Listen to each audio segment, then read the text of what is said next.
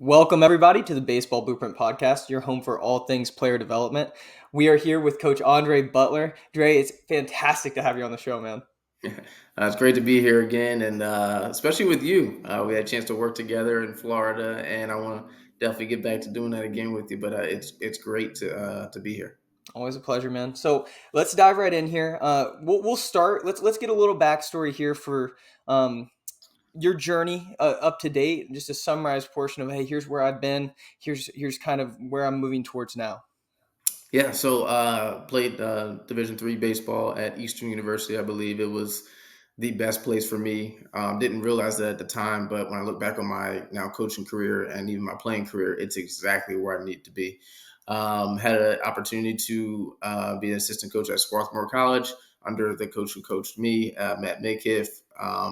Very appreciative of that. And then got a job at University of Penn with John Yurkow, Mike Santello, and those guys. Was there for 2 years, then went to what I call the minor league team in DeSales University with Coach Tim Nyman, who's phenomenal. And then I had an opportunity to work with Rob Cooper at Penn State and was at Penn State for 4 years, which then led me to graveyard mentality. So in about 12, 13 coaching years, graveyard mentality is now full-time, running outfield training and stands for where hits are laid to rest. And then tied in with that, this will be year 4 coming up with USA Baseball. So kind of a blessing of God where, I do miss the competition a little bit, and I'm working with outfielders, and that's great, but we don't really get a chance to beat another team. And that's why I've been fortunate to work with USA Baseball, more recently. Yeah, and man, I just watching you and following your journey. Um, as a fan, it's so impressive to see all the different avenues you're able to touch. So awesome work from our view. And then I was kind of wanting to dive into too. You do such a good job integrating your family into graveyard mentality and kind of meshing those worlds together. How did that process kind of build itself? Yeah, it's interesting. I think my time when I spent as a coach, you're on the road, you're recruiting, you're working camps, and I did it. I had to make those tough decisions. I missed weddings. I probably didn't stay around long as I should have for some funerals. And you have that little bit of guilt in you when you're a college coach. And then, before my wife and I decided to, hey, we want to have children. I kind of started to look at some things like, well, I need to be available more. I need to be home more, and that just was what works for me at this time in my life. It's not everybody. So one thing that we're able to do is we just kind of look at things and say, hey, like my wife went to Wharton, she went to the best business school, in the country. And it's like, wait, business. You went to business school. I know business just because I'm from Philadelphia and I have street smarts, right? Yeah. It's like, let's just blend this thing together. She was working in corporate America. She's always been around baseball since I've coached it. We've been together for 12 years now. Um, and we just found a way to make our lives make sense around baseball. And I believe that's important for a coach. You have to have a support system. And if there is any way possible for your support system to be integrated into what you do on a day-to-day basis, I think it's a win-win. Yeah. And we're in the early stages of it, but we really do enjoy working together. That's awesome, man. That's awesome. And so diving more into now your journey with USA Baseball, can you give us a little bit of an idea of how that started and maybe some guys who you've met along the way that have really kind of helped make that journey fantastic? Oh, it's been incredible. I got an email from Ashley Bratcher, who has done phenomenal things over there for years. And like many others who might not be as familiar with USA baseball, I'm like, yeah, sure, like whatever. It's just another baseball event. It's not. It is not. The way we do things, the way we carry ourselves, and obviously it's the best players in the country. That we're trying to compete for a national team. And I sometimes I take a step back and I look at the guys in the room that we're all in, and I'm like there's LaTroy Hawkins, who pitched for 21 years in the big leagues, who I grew up watching, and Michael Kadire, who played for so long and can hit the heck out of the ball, and guys like Butch and just great baseball people. And whether you played, 10 to 20 years in the big leagues or not, like just great baseball people. And for me personally, it's allowed me to form different friendships along with that. Denard Span, we worked one event together, and I felt like we became super close. And I've been able to follow his journey, and he's been able to follow mine. And while we're trying to develop the best talent and put the best talent on the field as coaches, we're also in that room trying to, form our own relationship with one another. And for me, that is exactly what I needed at that point in my life. So for any coaches out there that are listening, like it's all about, you have to be around the right culture that works for you and what you currently need. And sometimes the place or the wherever you're at, whether it be a school, a travel ball program, it might be great for certain periods of your life, but you need to know when it's time to pivot to something else. And USA Baseball was exactly what I needed at that time, and still today. That's so cool, and it's funny you work with Graveyard Mentality, and you guys cover a wide range of ages, and the same with USA Baseball. Um, are there some common? Let's go with some common problem areas or areas that need more focus developmentally for the guys that you see as they work into that Graveyard Mentality system. Yeah, it's been fun because you get the best players in the country, and everybody's like, "Oh, like they're great." Well, yeah, they're very gifted, they're very talented, but you get to find out what flaws do players have, And I've been fortunate to work with some really good ones, and Connor Griffin, Max Clark, Drew Burris, the list goes on and on. And I think the biggest thing is the mentality piece, right? All these players are very gifted; they can all throw the heck out of the ball, they can all run really fast. But with graveyard mentality, the biggest thing we are big on is like efficiency in our routes. Baseball players now are hitters are hitting the ball much harder than we've ever seen before, ever in the history of the game. And so now we have to say, well, how do we get a jump start on this? How do we read swings? How do we make sure that our movements are that efficient so there's zero wasted time? And that's something that unfortunately is not a lot of time to work on in your high school programs, even some college programs that are practicing 5 days a week, right? Yeah. I know what a Division I practice schedule is like, and it is very difficult to say to your head coach, "Hey, we need to work on more outfield routes," when your hitters aren't hitting the ball, right? It's a very challenging thing. So I'm just very grateful to have formed a network of people who care about outfield and say, you know what, let's spend some time in this like we do with other positions. That's awesome, man. That's so cool. That's so cool. So, when you're in that space, right, and you get to see so many different types of movers. You've got high performers. You've got guys who are starting to make that transition from infield to outfield that need to learn those reps, right? What are Yeah. things that you see in the high performers that are like, okay, this sets them apart from like a let's take it more to a physical standpoint. Yeah. So I think, and talk about that transitioning infield to outfield. That's my best project, right? And that's something that I miss at coaching in the college game, right? I remember there was a time where I got a text, hour and a half before BP, "Hey, I need you to get our second baseman ready to play left field today. He's starting." It's like, "Oh yeah, let's go, let's go. Let's see what's priority. What is the priority of what we need to teach him?" So I love getting those, and when you get to that point, you can't possibly give them everything, Right. especially in the sense of USA Baseball. I mean, we're on the field for some events for about eight days, to prepare them to go compete to win a gold medal, right? So as coaches, we kind of have to allow our knowledge to take a little bit of the back seat. Not on all of it, but on some of it. We can't, crowd this guy's mind with everything, but we have to give him what we think is most important to win a gold medal. And I think my most recent situation was Bryce Claiborne, here in Georgia, football player, primarily shortstop, made a team as a left fielder, right? And sure, he'll play left field at some point for the Georgia Bulldogs, but wasn't really his calling in a high school game. And what stood out to him was his overall athleticism, and not just that, but his aggressiveness. And when you have a player, and when you need to put a player out there in international play, or even at the highest level of baseball, you need a player that's not scared. Right.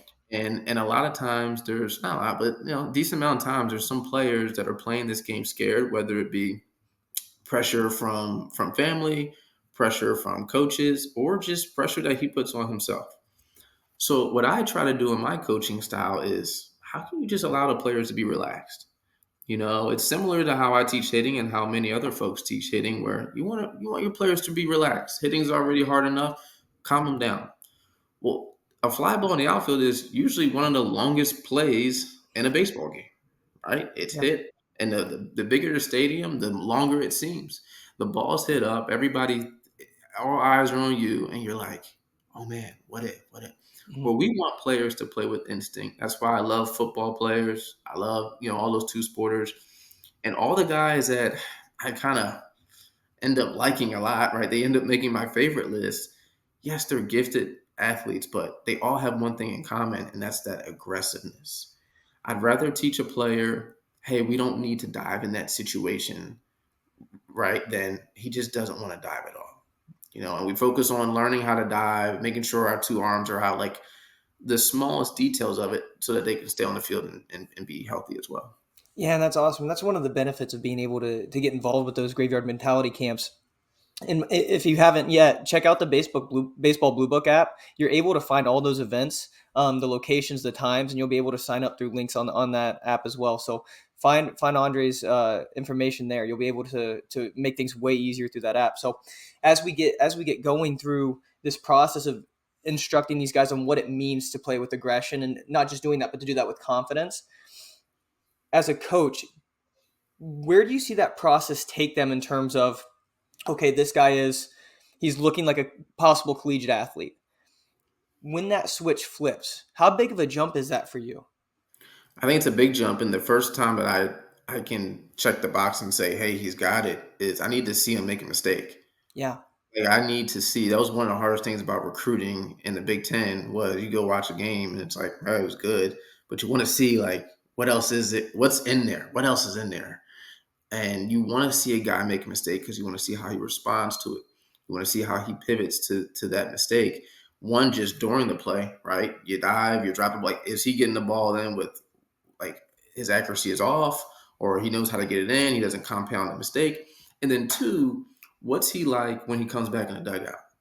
Because I'll tell you how I'm like is I don't say anything to him, right? No, if it's a human mistake where this thing is just like like he dropped the ball. Well, he knows he drops it, right? Especially if you're working with a really good player, right? A player that cares. He what am I gonna say? Hey man, gotta catch that.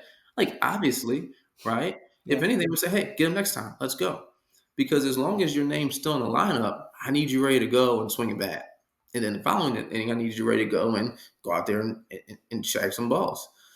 It's when a player makes a mistake, and I've been on this. I've had these players. It's been a great experience for me, and it's like a pitcher that he keeps missing a spot, and he walks a guy, he walks another guy. We all know what they do. They look in the dugout.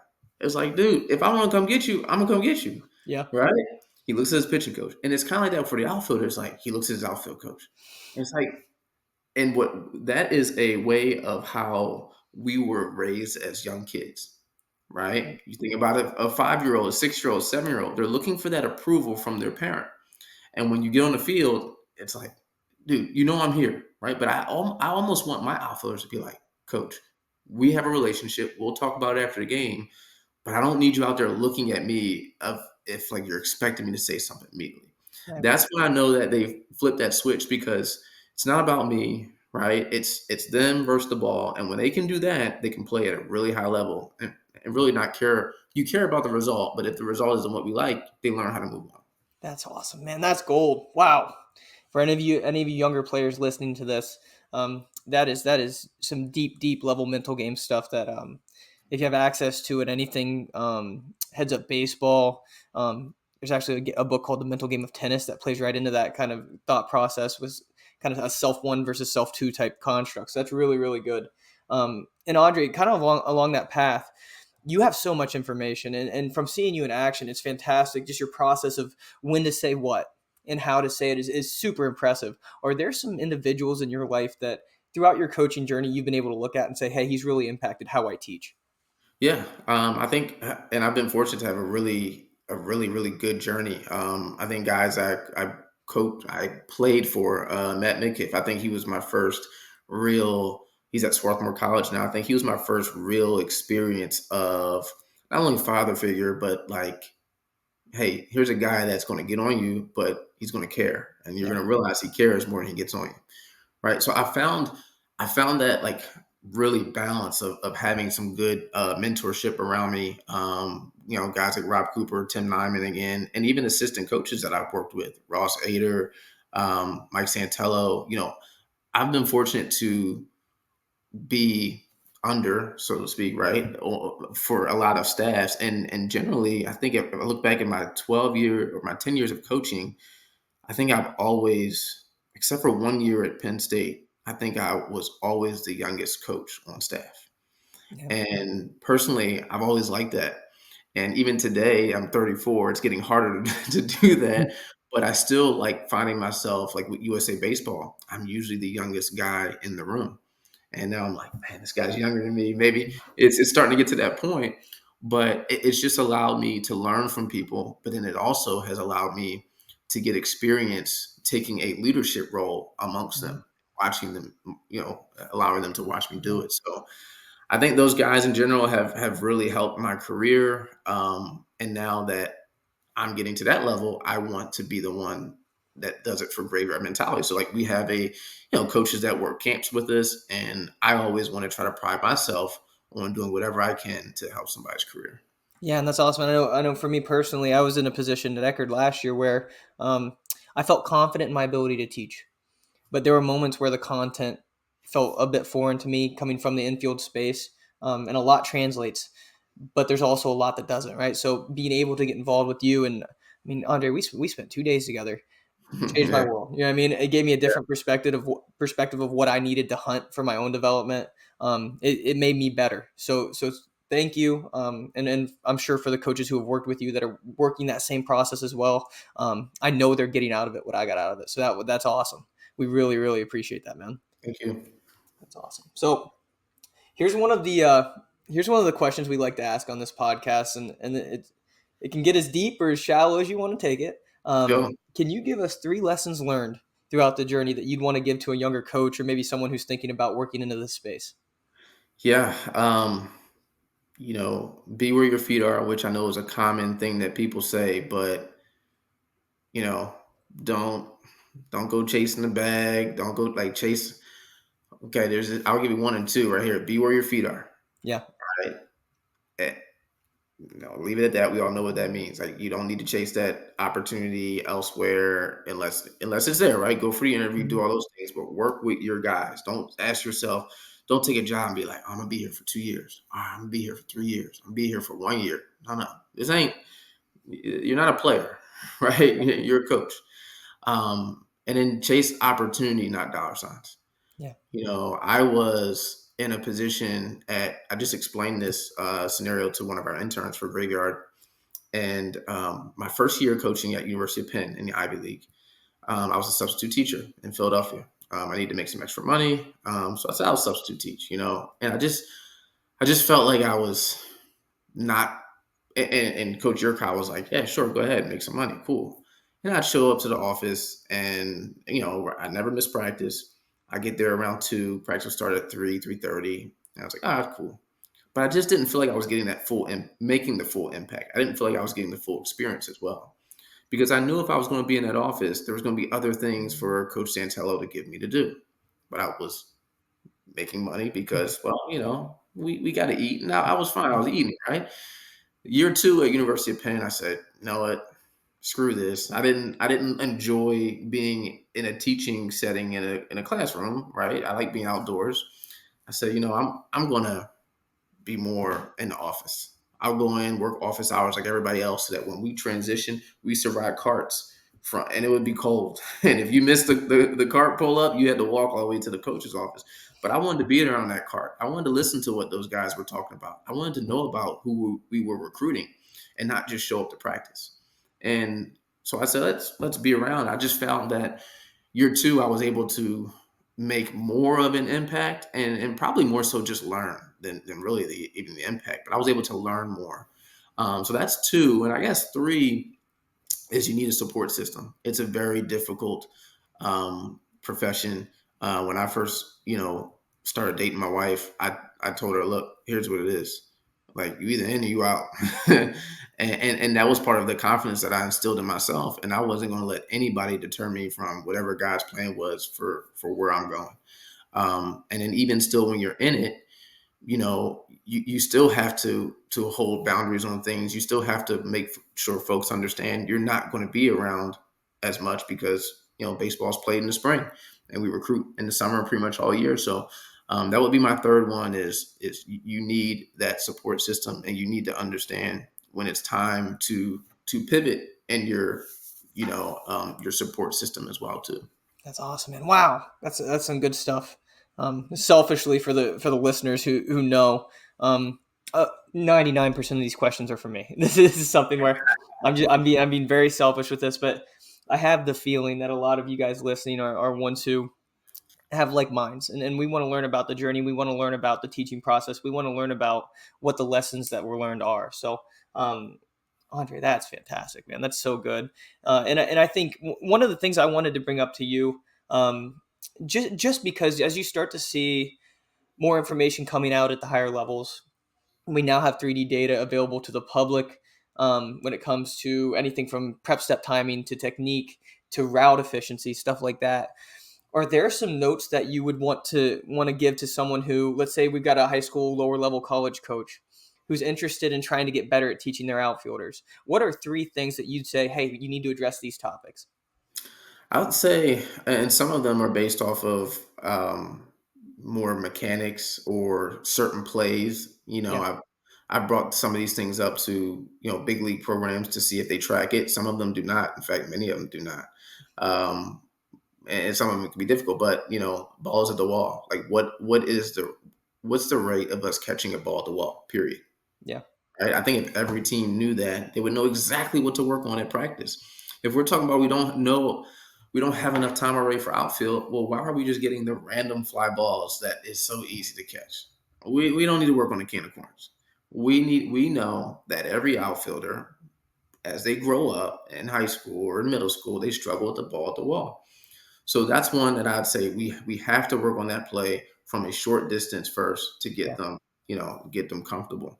The other one is decision making. So Yeah. can we rate, and even if we need to come up with our own grading scale of, okay, based off of 10 games, has this player made, for the opportunities that he's had, has he made the right decision? And that includes throwing the bases, right? That includes sailing a ball and making and allowing that lead runner to hit the ball to get to second, Mhm. which allows to keep the double play intact.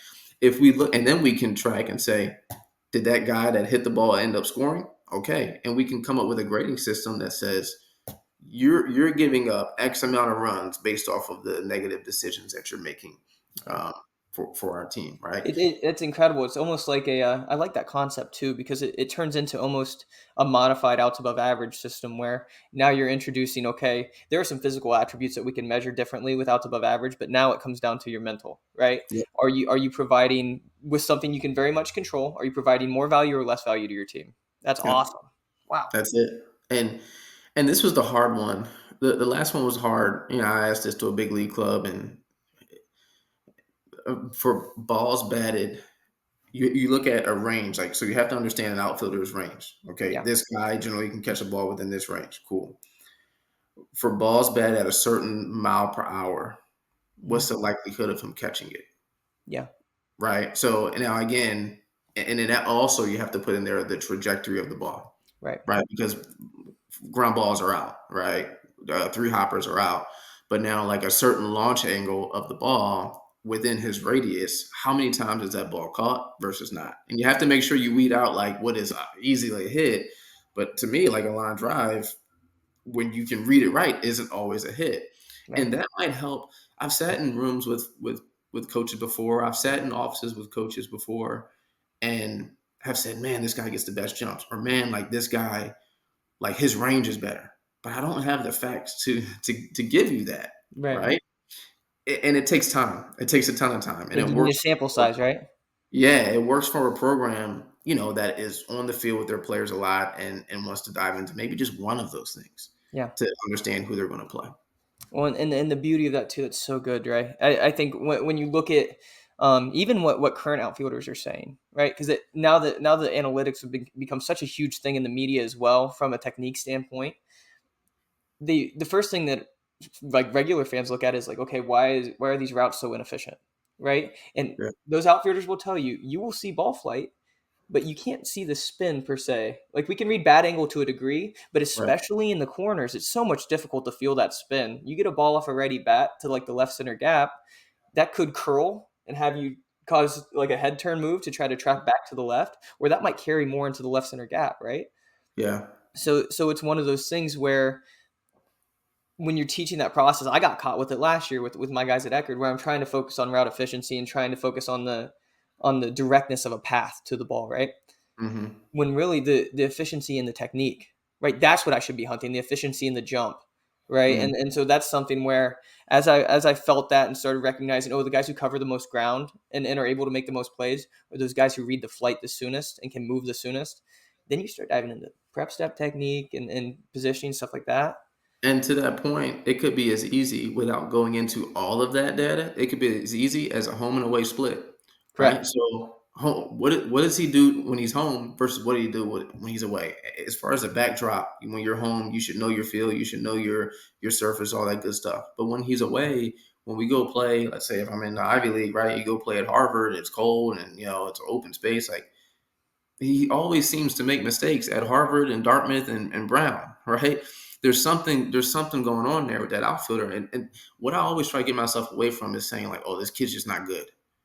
Well, I try to figure out why he's not good, even if he's the worst player on the team. Now, if he's Yeah. lazy, then I'm not going to figure that out, right? Mhm. But if he's making certain mistakes, let's try to figure out why. And I'll figure out why until that coach kicks him off the team. Yeah. Until you tell him not to come back, we're going to try to figure out why and try to break, whatever's going on there. That's awesome, man. That's so good. Well, Dre, that's a lot of really good stuff, listeners. I hope you enjoyed that. Thank you again to the Baseball Blue Book Network for partnering with the show. Again, check out their app. You'll be able to access Dre's information. He's on there. You'll have his social media access as well. Make sure you check him out with Graveyard Mentality. Thank you again to Valley Sporting Goods for sponsoring this episode. Those guys have been awesome for us. And then, Dre, thank you. This has been a blast, man. No, thank you. Always a pleasure. All right, guys. Thanks for listening. We'll catch you next time.